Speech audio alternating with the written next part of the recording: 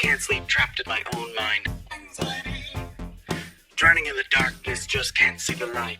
Depression. Doubtful, insecure, can I really do this? Imposter syndrome. I'm alone, unloved, just feel invisible. That's loneliness. We're not therapists, but we need one.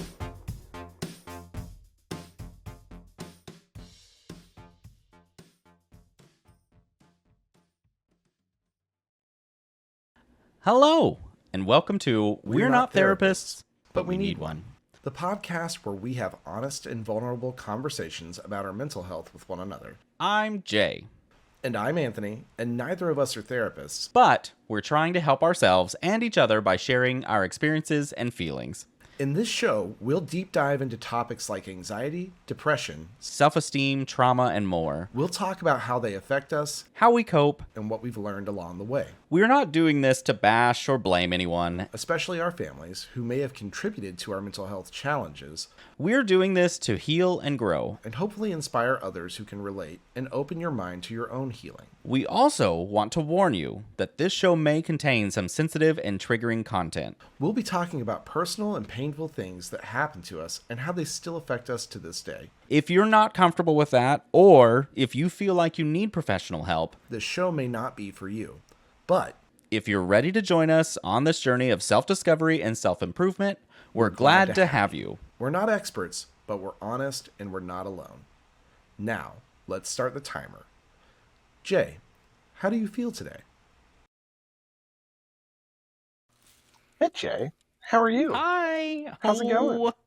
Oh, it's going. Things are going. How about you? I'm using I'm using a lemon that it's on its very last life. My contacts are so dry right now for some reason, probably because I wore them for many hours yesterday.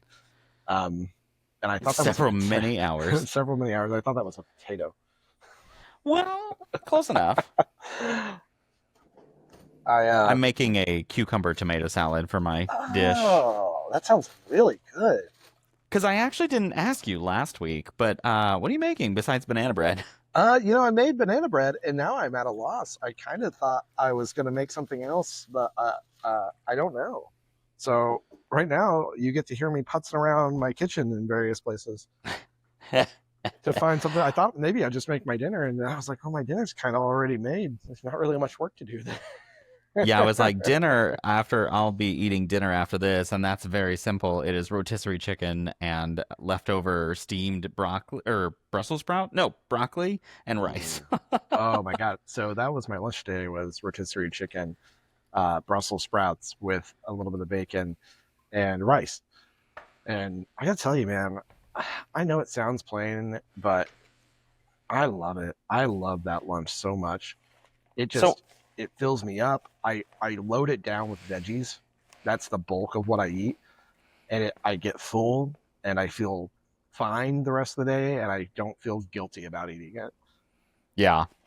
I've been cheating, and yesterday I did a low-cal Panda Express dish that's like string bean chicken and beef and broccoli and super greens. That sounds good. Oh my God, for lunch, fantastic. And then today I did... because I'm close to a Chick-fil-A, I did their like grilled chicken nugs with a cup of fruit. One of these days, Jay, I'm going to send you the data on that. Well, that's fine. I'm actually preparing my lunch right now that I'm going to start eating so that way I can stop going somewhere. Well, I meant for like Chick-fil-A. I don't care if you eat out anywhere. Chick-fil-A. Oh, no, that's fine. Chick-fil-A, the only reason it really hits my list is because it's right close to work, and they have the drive-through pickup thing that's really easy. So I'm like, well, this will work, but their charitable organization donates to governments that kill gay people overseas. Well, isn't America close enough for that? I mean, you keep giving them money, it will be. Well, I'm going to be sexy as hell by the time that happens, so. I'm going to look good whenever I die, thanks to all the I'm going to look fan-fucking-tastic when I'm dying. But, so for lunches, I'm making a Greek, basically like a Greek pita box, where it's going to be hummus and this salad and pita bread and chicken. That sounds really good. I'm kind of excited for it. As you're saying this, I think there is something that I can do at least while we're talking, and that is put together some of my lunches for this week. I've got all the I've already made everything. I just didn't throw it into containers because of space limitations in my fridges at the moment. Right. But I think I'm clean enough now that I should be able to fit some containers in there. So Yeah, yeah, I wanna eat healthier without constantly going out. yeah, which I get. So I'm very much like a rice, veggies, and chicken guy. I think it's like a perfect little prep lunch. And it's so well, easy to do if you just get your rotisserie chicken at Costco. and that's it. Like I just go and pick up a rotisserie chicken, and that's my dinner. But I don't want the same thing for lunch. Ah, see, and that's Oh, I could 'cause eat this meal all the time. I don't do it for dinner usually, but I will say that's one of my things is so I live alone, and so I don't want to cook. I'm busy. I'm tired, Mhm. and so I want meals that I come home and literally just throw together. Yep. Hey, sir. No. And that's why I'm choosing all these dishes. And the only reason this lunch is as quote unquote complex as it is because I needed something to make during the show. Well, we started doing I usually my breakfast is like a banana and 2 hard-boiled eggs. God, I sound like a gym bro. I wish I looked like one.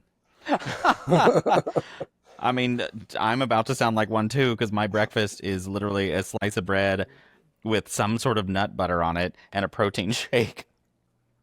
It's a good breakfast. I like to do like a banana because it's good healthy carbs for the morning, and then I like doing the hard-boiled eggs because it's protein. I get it. Anyways, I like eggs too. Reggie, what are you chewing on? he's a monster. Why are you this way? Stop chewing on my tools. Jay, you can't just ask dogs why they're that way. Somehow this little shit manages to always find a tool, so he has a screwdriver he's chewing on. Huh. Which this is my really nice set. That's the second one he's managed to snag somehow, and he doesn't chew on things randomly, but there's something about random tools that he thinks is a toy. He just loves them. He does. Yeah, luckily I don't have that issue with these dogs, but I do have a problem with them is Ricky, in his advanced age, has decided sometimes that noises are doors opening and not that they are. And so then he's like, hey, let me scream at that. I need to notify you that there is a door opening somewhere. Did you know that I heard a sound? And nobody can't not know if Ricky hears a sound. It's wild to me how loud he is. But I got really lucky that this dog is pretty quiet. we do not have quiet dogs, and Oh, my shorts are falling. I can't necessarily fault the dogs because Joe is an instigator, and I know he's going to listen to this, and you're an instigator. But I'm also not completely innocent in this. He's driving down the road right now listening and he's screaming at you. Probably not. He's got a choir thing going on right now. No, I mean whenever he listens to the episode in 2 Oh, weeks. yeah, he will be. That's fine. Yeah. If that's all I call you out on this podcast, then we're lucky. He comes home, slams the door, and he's like, I heard what you said about me 2 weeks ago. I heard what you said. No, he doesn't talk to me for like a week. But he won't tell me why, and it's this.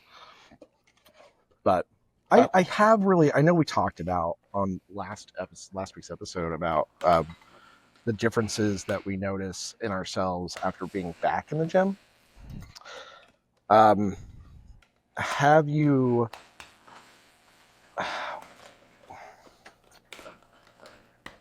do you meal prep regularly? I guess should be my first question. Okay. I want to, I just don't like to. I have to get back into the habit of it for this diet that I'm on. So I think basically here shortly I'll say yes. I mean, this is my first meal prep in a while. I used to on a regular basis, though. So I like a good meal prep, mostly because I know, like, I always take my lunch to work with me. And so I'm always taking something anyways, but usually I used to just like try to figure it out on the way out in the morning. And this has just saved a lot of headspace for myself in the morning to be able to say, Right. oh, like, I'm just going to grab one of these and walk out the door. Yeah. And I'll tell you, I also keep a little bit of like A1 in my fridge at work and put a little bit on it. And it just makes a huge difference. And it's like, I enjoy it. I enjoy this lunch. It's easy. I don't have to think about it when I leave. And so that has been a boon for me in this whole process as well, just to have one thing taken off my plate. Because I did not know this, but did you know that even thinking about small things like that uses the same mental energy as thinking about large things like that? Like worrying about a big thing is the same as worrying about a small thing. That sounds right. Yeah. Not shocked. I finding out little things like that. Like, I also learned recently that willpower is an exhaustible resource. And they did a study where they did a test on this, where they had these test participants, and half of them, they set out cookies and they set out radishes. And they told half of them they could have either the cookies or the radishes, and the other half they told them they could only have the radishes. But they had the cookies sitting out and available to them, they just weren't supposed to eat them. Yeah. They did this for, I can't remember how long, but then at some point, they then had all the same people participate in a puzzle that was unsolvable. But they didn't know that. And the people who had been confined to the radishes were 60%, like, spent 60% less time trying to solve the puzzle because they were irritated and apparently were like snappy with the test conductors. What's the word I want to use? Anyways, so it was just a fun little like study to say, like, hey, willpower is an exhaustible resource. If you're using it on one thing, you won't have it to use on another thing. No. Yeah. They could have just asked me, and I would have been like, yes, exhaustible. Next. Well, yeah, but you're not science. Bill Nye said I was.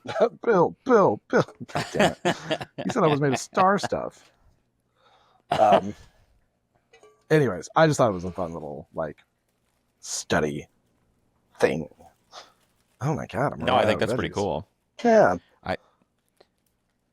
It makes sense because, it's kind of like me whenever I feel like I have held myself back from, I don't know, happiness in some sense. Okay, for example, like dieting. It's so easy to just like rebel on yourself. Yeah, and that's true. I get this willpower to be like, oh, I'm gonna diet so much, and then one day I just like snap because I feel like I've been depriving myself of happiness for a bit, cutting out things that I want. And so like suddenly I have no willpower at all to not order some stupid fatty meal and go pick it up, or walk down to Insomnia Cookies or stuff like that. It is wild. And it's wild how the drive in your body is just, it's almost like addiction. Well, I was going to say, now you're hitting on something there. I was like, hold on. This sounds familiar. Now, hang on. I think that's part of it, is just trying to suss out.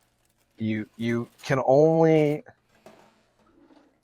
if you feel like you're depriving yourself of something, it is going to be a lot more difficult to continue doing what you're doing. That's why dieting almost never works long term, unless you have a mentality shift around it to say, hey, I'm doing this for myself, and this is what I want. Not I want to do this, but I can't, right? Because saying that you can't, oh, I can't have this because I'm on a diet is very different from saying, hey, I'm on a diet, so I don't want to have this because I have this other thing that I want more. And it diminishes your desire for the other thing. Right. And so, anyways, it's a very interesting process. Like, the power of positive thinking is a real thing. Toxic positivity is also a real thing. So don't. Oh my gosh, twisted, yeah.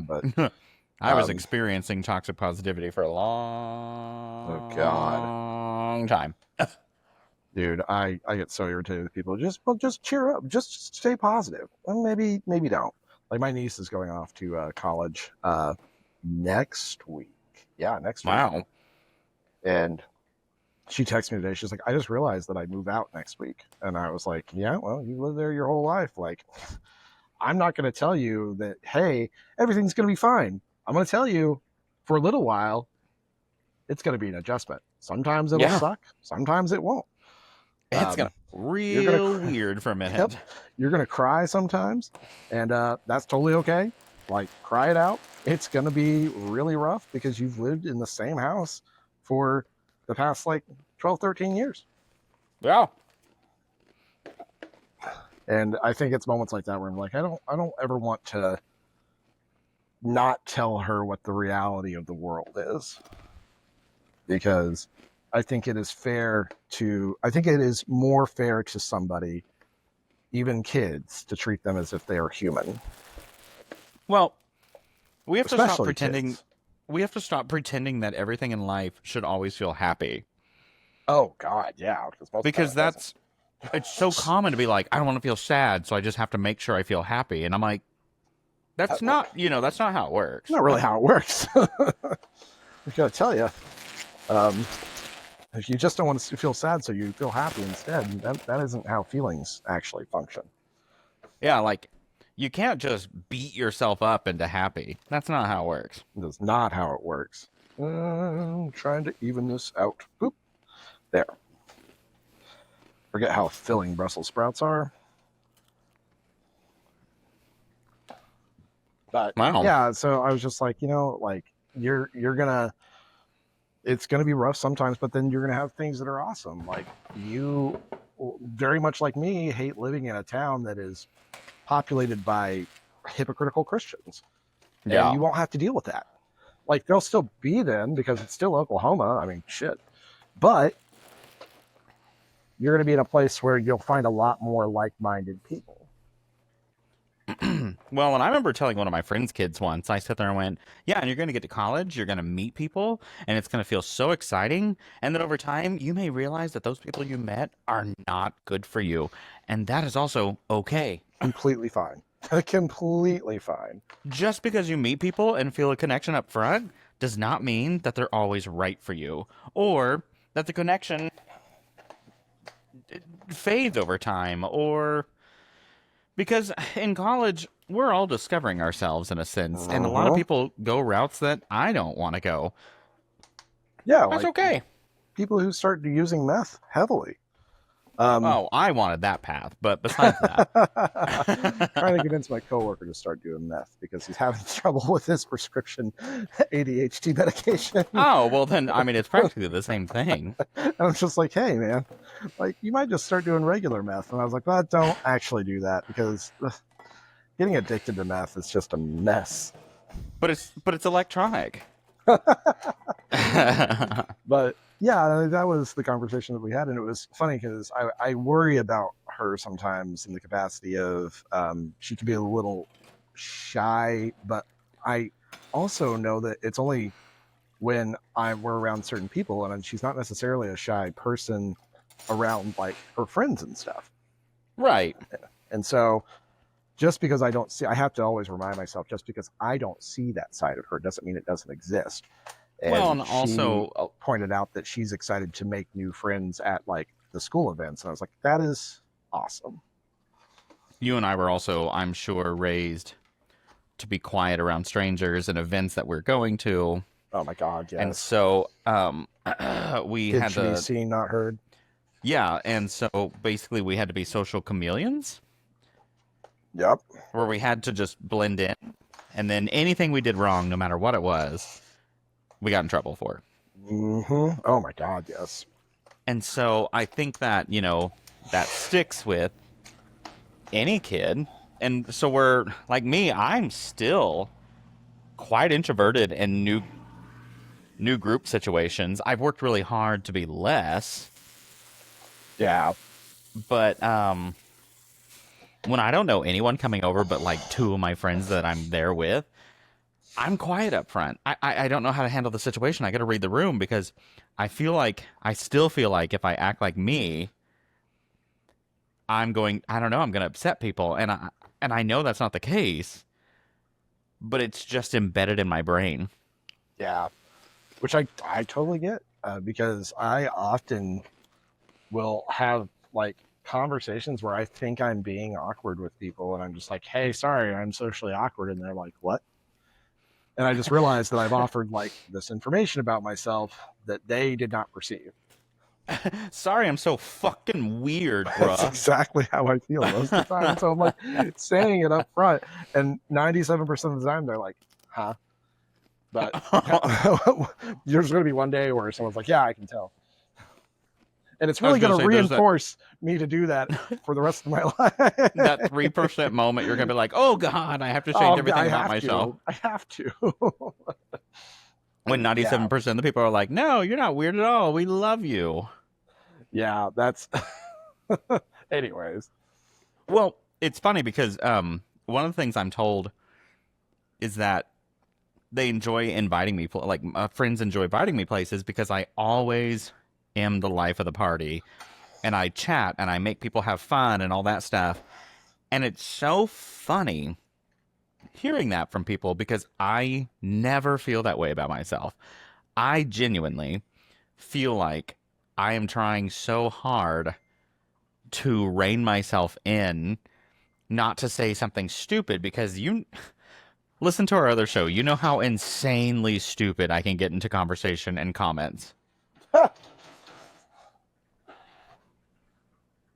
So if you don't know me, if you don't know my sarcasm, it can come off as very aggressive, and I don't want to be that way. Yeah, and I feel like that's the other thing I always get worried about. It's the same situation. I used to sort of, I guess, try to diffuse situations by being not mean, but like funny mean is what I thought I was being, and it just didn't always come off that way. And it caused not like me to lose friends, but it did cause like every now and again for me to have a rift in a friendship. Yeah. And for me to get mean, like my humor mean, where I'm not intending to be, well, I'm never intending to be mean unless you can usually tell if I'm actually trying to be mean.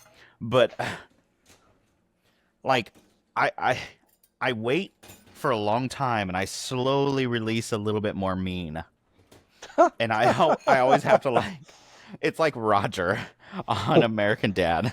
Yeah. And I always have to like slightly I always have to express where I'm like, okay, the meaner I am to you, the more I consider you a close friend.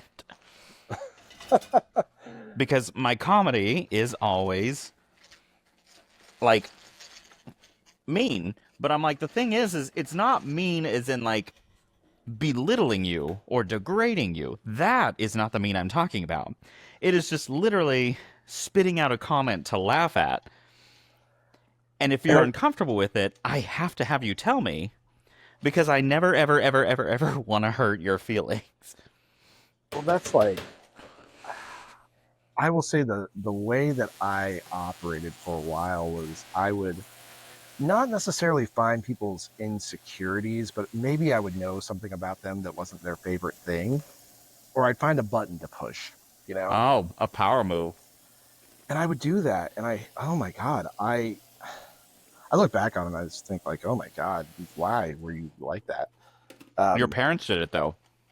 Well, and I think what it was, my mom for sure did it, where she would make those like sideways comments about people. Yeah. And It was. Sorry, go Yeah. ahead. no, go ahead. Well, Anyways. my mom did it. Now, it made sense for my mom. She was partially disabled, and she was bullied as a kid. And her theory in life was blend in, and that way you don't stand out and nobody messes with you because you blend in. Right. On top of that, because she was so belittled, anytime she could feel like she got power, she enjoyed it. And so as an adult, which I didn't realize this till, my 30s when I was like going through therapy and all, when she finds people that she feels like they think stupidly or that they're not doing things as well as she is, she doesn't even notice what she's doing, but she's bullying them. And she'll talk down to them in a sense. And it's correcting them in a way. And she doesn't understand why people get mad at her. And for a long time, when she still says it, she's like, people just need to toughen up. Oh. And Oh. I'm now that person, like, why on earth am I supposed to live to your standards of how I should be able to handle situations? That is Because if anything, God, you're yeah. the snowflakiest person about criticism. And isn't that the truest thing? Is the people who are like that, the second you turn it back on them, they struggle. And they're like, why would you be so mean? I had this guy that I was friends with in high school, and we are definitely not friends anymore. Because he got to be like a real, I guess I should have seen it coming. He was one of those people who, like, if you didn't give him what he was wanting, then you weren't friends with him. Right. And mostly what he wanted was your energy and time. Yeah. And he would always kind of like he'd walk into a classroom and he'd like punch me on the shoulder. And I know it was one of those things where he'd be like, hey, man, but he'd always do it hard. And Yeah. to the point that like I had asked him to stop multiple times and he just wouldn't. He thought it was so funny. And most of the time I dealt with it because I didn't really have any close friends and I was so fucking socially awkward. I didn't really feel like I could afford it. But then I made this other friend who was like, why do you let him do that? And Yeah. so one day he came into the classroom and did it. And I hit him right back. You would have thought I stabbed him. Oh my God, of he course. reacted. And I was just like, dude, you do this to me all the time. I don't feel bad. And he was so just upset about it. And I was like, how? But that was an eye-opening experience. And then we were friends-ish, not really as good of friends after that, obviously, but like through school and then after high school, we kind of stayed in touch a little bit, and then things fell apart. And I tried to hang out with him like once or twice. And I was like, oh, you just keep getting worse. Yeah. But it was just one of those things where it was exactly what you're talking about.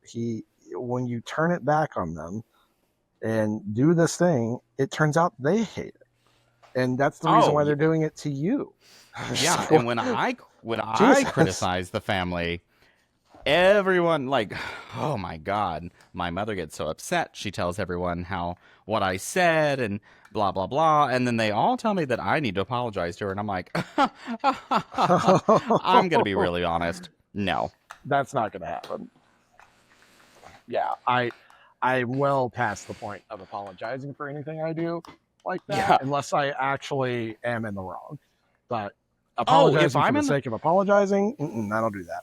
If I'm in the wrong, or if I said anything that was an attack or demeaning on their personal, I don't know, thoughts or personal anything like that, if I said, I think you're stupid, I was wrong. And I am happy to apologize and be like, you know what? That was very insensitive of me. I attacked you for no reason. But if I say things like, your opinion doesn't align with your behavior, your religion, your behavior doesn't align. True.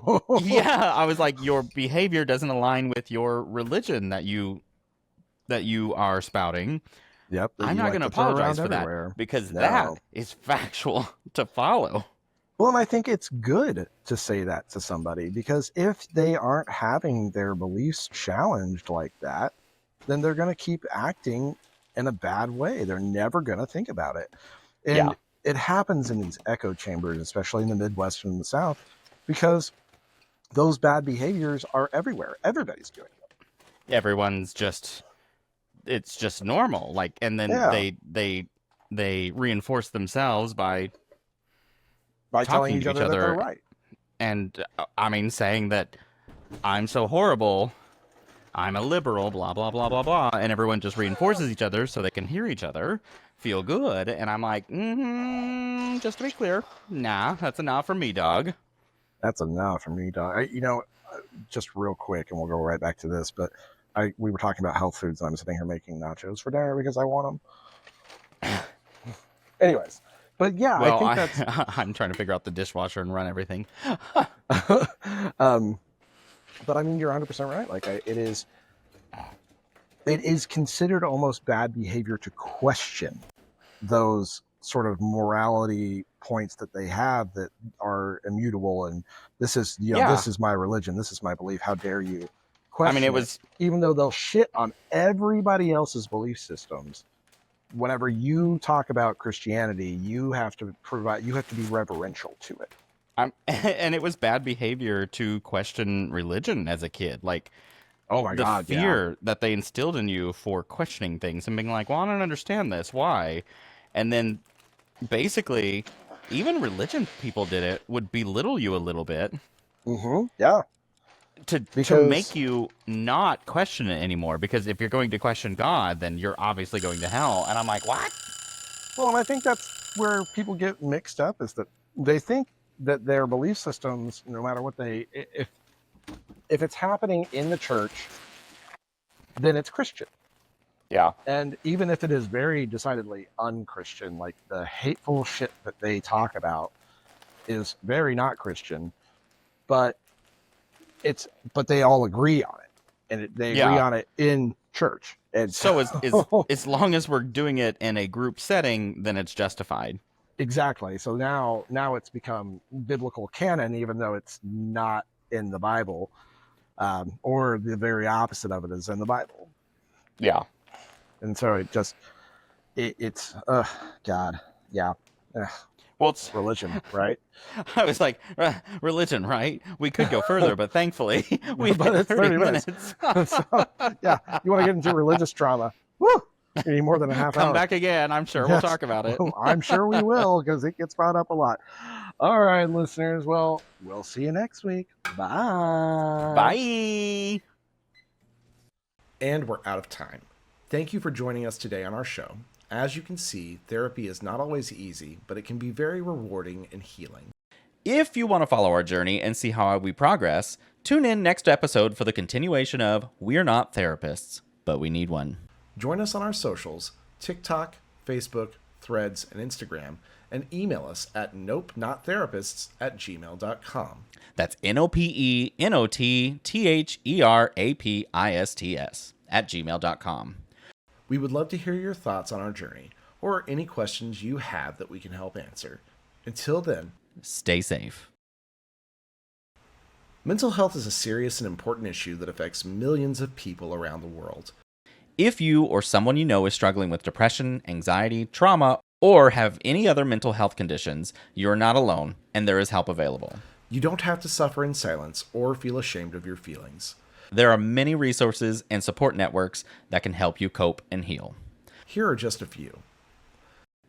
The Crisis Text Line, which is a 24/7 service that connects you to trained crisis counselors who can help you with any type of emotional crisis.